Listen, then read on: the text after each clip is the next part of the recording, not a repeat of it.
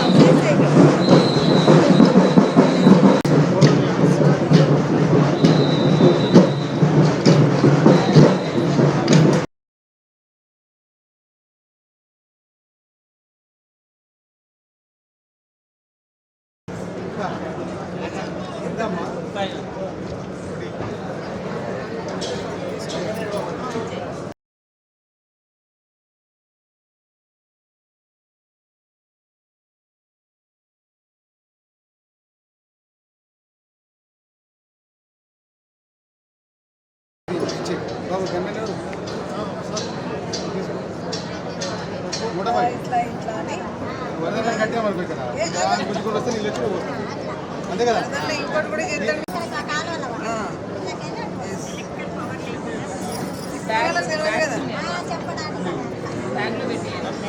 మరి ఏమైంది ఇప్పుడు తీసుకుంటాడు పేమెంట్ చేయాలి.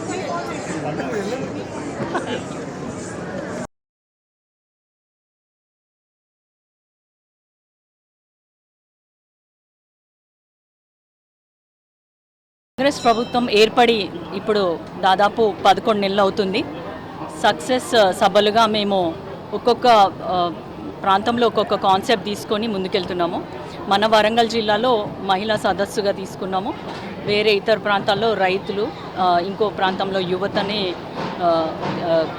సెగ్రిగేట్ చేసి ఈ ప్రోగ్రామ్ని నిర్వహిస్తున్నాము. 1,00,000 మందితోటి ఏర్పాటు చేస్తున్న ఈ సభకి ఇందిరమ్మ ప్రాంగణం అనే పేరు పెట్టడం జరిగింది. అదేవిధంగా ఆ 1,00,000లో దాదాపు 60,000 నుంచి 70,000 వరకు కేవలం మహిళలే రాబోతున్నారు. ఇక్కడ మహిళా పక్షపాతి ప్రభుత్వం అని చెప్పడానికి మేము ఈ కాన్సెప్ట్ తీసుకోవడం జరిగింది. అందులో వరంగల్ ఎప్పుడు కూడా మహిళా నాయకురాళ్ళకి అధికారులకి ఎప్పుడు కూడా ముందుంటుంది. అదేవిధంగా ఇక్కడ స్టాల్స్ ఏవైతే మహిళల చేసిన ప్రతిదీ కూడా అడ్వర్టైజ్మెంట్ మార్కెటింగ్ కోసం ఏర్పాటు చేయడం జరిగింది. మహిళల్ని అన్ని రకాలుగా అభివృద్ధి చేయాలన్న ఆలోచనలో ఉన్న మన సీఎం రేవంత్ రెడ్డి గారు ఇందిరా మహిళా శక్తి అనే పేరుతోటి కూడా వివిధ కార్యక్రమాలు చేపట్టడం జరిగింది. అట్లాగే మనకున్న 6 గ్యారంటీలలో దాదాపు 4-5 గ్యారంటీలు మహిళలకు సంబంధించినవే. దాదాపు ఈ సంవత్సరం లోపల ఒక 100 కోట్ల మహిళలు ఉచిత బస్సు ప్రయాణాన్ని తీసుకోవడం జరిగింది. అట్లాగే 200 యూనిట్లు ఫ్రీ కరెంట్ కానీ, 500 గ్యాస్ సిలిండరు, రానున్న రోజులలో ఇందిరమ్మ ఇల్లు, ఇవన్నీ కూడా మహిళల్ని ఆర్థికంగా అభివృద్ధి చేయడానికి మాత్రమే ఈ కార్యక్రమాలు చేపట్టడం జరిగింది. అది ప్రజల్లోకి చాలా డీప్గా వెళ్ళాలి అన్న ఉద్దేశంతో వరంగల్లో నేను ఎంపీ అయినాక మొట్టమొదటి బహిరంగ సభ కేవలం మహిళలతోటే, అత్యధిక శాతం మహిళలతో చేయడం చాలా సంతోషం. దానికి మా సీఎం రేవంత్ రెడ్డి గారికి, ఇన్ఛార్జ్ మినిస్టర్స్కి, తర్వాత మా లోకల్ మినిస్టర్స్కి, శాసనసభ్యులకి, కూడా చైర్మన్ గారికి, మేయర్కి, మహిళా నాయకురాళ్ళకి అందరికీ కూడా ఇక్కడికి వచ్చే రాబోయే ప్రతి ఒక్కరికి నా ధన్యవాదాలు. రేపటి సభ చాలా సక్సెస్ అవ్వాలని నేను కోరుకుంటున్నాను. అందరు కూడా ప్రతిపక్షాలు ఏవైతే విమర్శలు చేస్తున్నారో అవన్నీ ఏమాత్రం పట్టించుకోవద్దని నేను కోరుకుంటున్నాను. ఎందుకంటే నిన్ననే మన కళ్ళ ముందు అనేక అభివృద్ధి కార్యక్రమాలకు చెందిన జియోలు కూడా అమౌంట్తో పాటు రిలీజ్ చేయడం జరిగింది. కాబట్టి రానున్న రోజులలో వరంగల్ అభివృద్ధి ఏ విధంగా ఉంటుంది, ఏదైతే మన సీఎం రేవంత్ రెడ్డి గారు హైదరాబాద్ తర్వాత రెండో రాజధానిగా వరంగల్ని డెవలప్ చేయాలన్న ఉద్దేశంతో ఉన్నారో దాన్ని అంచెలంచెలుగా దాన్ని కార్యరూపం దాల్చుతున్నారని చెప్పడానికి రేపు మా సభ ఒక గిట్టురాయిగా మేము పెట్టుకుంటున్నాము. అదొక మేము చేసే కార్యక్రమాలన్నీ కూడా ఇంకొన్ని అభివృద్ధి కార్యక్రమాల ప్రకటనలు కూడా రేపు సభలో సీఎం గారు చేయబోతున్నారని మీ అందరికి తెలియజేసుకుంటున్నాను. Thank you. వరంగల్ జిల్లాలో ఇందిరాగాంధీ జన్మదినం గొప్పగా, అదే కాకుండా ముఖ్యమంత్రి రేవంత్ రెడ్డి గారు కూడా 14th నవంబర్ నుంచి 9th డిసెంబర్ వరకు సోనియా గాంధీ బర్త్డే వరకు కార్యక్రమాలు, అంటే ఈ 8-9 నెలల్లో ఏమేం ప్రగతి చేశాము, ఏం ప్రజలకు ఇచ్చిన హామీలు నిలబెట్టుకుంటున్నాం అనేది 6 డిక్లరేషన్స్ కూడా అంచెలంచెలుగా అన్నీ చేసేందుకు ఆయన ఆలోచన చేసి 14th to 19th December 14th November to 9th December వరకు, అంటే ఒక పక్క మా పండిట్ జవహర్లాల్ నెహ్రూ జన్మదినం, అదేవిధంగా ఇందిరాగాంధీ జన్మదినం, అదేవిధంగా సోనియా గాంధీ గారి జన్మదినం. ఇదొక శుభ సూచకం. అంటే ఇదే వరంగల్లో గతంలో చాలామంది మిత్రులకు తెలియదు, 2002లో ఇందిరాగాంధీ కోడలుగా, ఏ ఇందిరాగాంధీ అయితే బడుగు బలహీన వర్గాలకు న్యాయం చేయాలి, దున్నేవాడికే భూ సంస్కరణ అమలు చేయడం, బ్యాంకు నేషనలైజ్ చేసి యావత్ భారతదేశంలో ఒక మహిళా శక్తిగా బడుగు బలహీన వర్గాల గురించి ఆలోచన చేశారు. ఆ రోజులలో పివి నరసింహరావు గారు మరి రాష్ట్రానికి ముఖ్యమంత్రి ఉన్నప్పుడు ఇందిరాగాంధీకి చెప్పారు, అమ్మా మా యావత్ భారతదేశంలో చాలామంది భూస్వాముల దగ్గరనే భూములు ఉన్నాయి, కానీ పేదవానికి దక్కలేదంటే ఆ ఆలోచనను తూచా తప్పకుండా ఇంప్లిమెంట్ చేసిన మహాతల్లి ఇందిరాగాంధీ. దున్నేవాడికే భూమి అని అన్నాం. ఆనాడు గోడల మీద కమ్యూనిస్ట్ వాళ్ళు రాసితే మా అమ్మ ఇందిరాగాంధీ గారు దున్నేవాడికే భూమి ఇచ్చింది, అసైన్ ల్యాండ్ ఇచ్చింది. కానీ రాను రాను తర్వాత వచ్చినటువంటి ప్రభుత్వాలు, అదే రాహుల్ గాంధీ గారు కూడా ఏమన్నాడు, ఖమ్మం మీటింగ్లో ఇందిరాగాంధీ దియేసో జమీన్ బి వాపస్ లేరే అన్నారా లేదా? అలాంటి కార్యక్రమాలు కూడా ఇవాళ ఏది ధరణి పేరు మీద ఇవాళ మళ్ళా అసైన్ భూములు, ఇందిరాగాంధీ ఇచ్చిన భూములు కూడా తీసుకుంటున్నారు. దీని మీద కూడా ఇందిరాగాంధీ సభ ఆమె జన్మదిన సందర్భంలో వరంగల్లో పెట్టారు. ఆ రోజులలో బడుగు బలహీన వర్గాల సభ అని పెట్టా. ఆ రోజులలో రాజేందర్ రెడ్డి, అదేవిధంగా బసవరాజ్ సారా ఇద్దరు నాకు చాలా కోఆపరేట్ చేశారు. ఆఖరుకు మీటింగ్ పెడితే బడుగు బలహీన వర్గాల మీటింగ్ అని చెప్పి సోనియా గాంధీ గారిని ఒప్పించి ఆనాడు ఉన్నటువంటి P Shivshankar all India OBC cell chairman ఉంటే పెడితే దానికి కూడా 2 రోజుల ముందు కొందరు ఈ మీటింగ్ కాకుండా ఇది బడుగు బలహీన వర్గాల మీటింగ్ కాదు, ఇది సెపరేట్ తెలంగాణ అని చెప్పిండ్రే. నన్ను అడిగిండు, బసవరాజ్ సారే బతికే ఉన్నాడు, రాజేందర్ రెడ్డి బతికే ఉండి వచ్చింది, ఏ Hanumanth you are making a separate Congress separate Telangana meeting అంటే, no I'm conducting only weaker section meeting, SC ST OBC minority meeting. As long Indira Gandhi ఉన్నప్పుడు ఏం చేసింది, బడుగు బలహీన వర్గాల గురించి ఆలోచన చేసింది కదా. ఆమె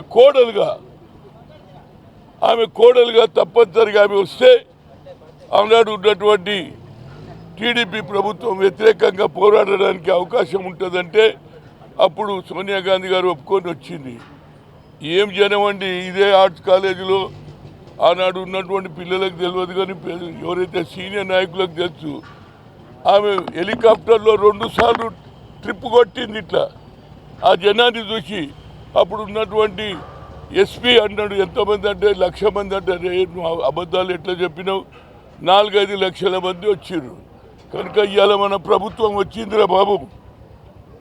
ఆనాడు ఏమి లేకుండే, చాలామంది కూడా హనుమంతరావు ఏ మీటింగ్ పెడతాడు, కానీ నా గొప్పతనం కాదు, ఇందిరాగాంధీ కోడలుగా వచ్చింది కాబట్టి అదే ఆ అబ్బాయి ఏం చెప్తుందని వచ్చింది. అప్పుడే మార్పు కోరిండ్రు 2002లో. ఆ మార్పు తర్వాత రాజశేఖర్ రెడ్డి గారు పాదయాత్ర చేయడం అంటే మార్పు అప్పుడే వచ్చింది.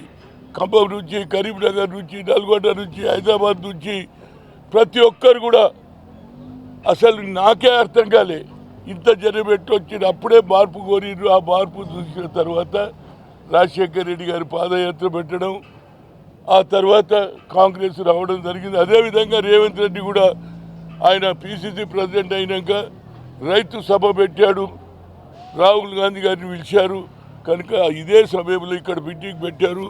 ఆ రోజులలో అందరికీ కొత్త వారికి తెలియదు, చూడండి ఇందులో నా బుక్లో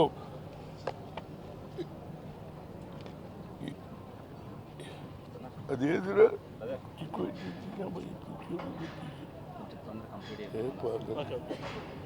నీకు తెలియలేదురా.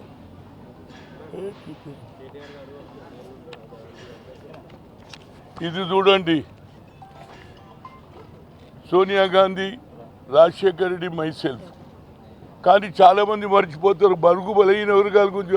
రాజశేఖర్ రెడ్డి గారు తిరిగినప్పుడే కాంగ్రెస్ వచ్చిందట. అరే మాది కూడా చెప్పుర్రా బాబు, బడుగు బలహీన వర్గాలు లేని కాంగ్రెస్ వస్తుందా? ఈ సభ ఆనాడు చాలామంది వ్యతిరేకం చేసిన మా అమ్మ వచ్చింది, దానివల్ల మార్పు వచ్చింది. అదేవిధంగా ఇవాళ రాహుల్ గాంధీ గారు రావడం, అదే రేవంత్ రెడ్డి గారు ఒక మంచి కార్యక్రమం తీసుకున్నారు. దీన్ని జయప్రదం చేస్తే తప్పనిసరిగా ఈ వచ్చే మున్సిపల్ ఎన్నికలలో అదేవిధంగా లోకల్ బాడీ ఎన్నికలలో కూడా కాంగ్రెస్ విజయం వస్తుంది. అదేవిధంగా నేను మొన్ననే 2 రోజులు షోలాపూర్ అయినా, అదేవిధంగా మన యావత్ మైల్ కూడా పోయినా, ఎక్కడ చూసినా కాంగ్రెస్ హవా నడుస్తుంది. అక్కడ కూడా ఏంటంటే అక్కడ ఉన్నటువంటి షిండే ఆనాడు ఏది ఆ పార్టీకి దోకా చేసి వచ్చిండు. అదేవిధంగా శరద్ పవార్ గారు అన్న కొడుకున్నటువంటి ఆయన అజయ్ గారు కూడా చేసింది. కాబట్టి అక్కడ కూడా ప్రజలలో మార్పు ఉన్నది. మళ్ళీ కాంగ్రెస్ హవా నడుస్తుంది. అన్నిటికంటే ముఖ్యంగా రాహుల్ గాంధీ గారు కన్యాకుమారి నుంచి కాశ్మీర్ నడిచిన తర్వాత ఆయనకు మంచి ఆలోచన వచ్చింది. రైతుల సమస్య, నిరుద్యోగుల సమస్య, అదేవిధంగా బడుగు బలహీన we come to the power, wheel conduct caste wise census అన్నాడు. నరేంద్ర మోడీ 10 ఏళ్ళు ఉన్నా ఒక్క పని చేయలే. నేను 3 సార్లు కలిసిన యాజ్ ఎ ఓబీసీ ఎంపీస్ కన్వీనియర్గా, ఆయన పట్టించుకోలే. According to our population you give separate ministry అన్న, జనాభా ప్రాతిపదికంగా మాకు ఒక మినిస్ట్రీ ఇవ్వండి. మోర్ దాన్ 52% ఉన్నాం, మాకెందుకు ఇవ్వమని అడుగుతా, అది చేయలే.